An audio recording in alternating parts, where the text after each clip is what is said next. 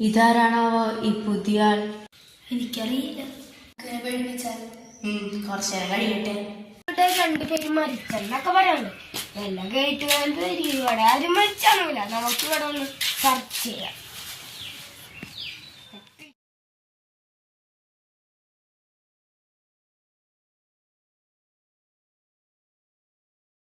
ഇവിടെ എന്തോ ഉണ്ട്.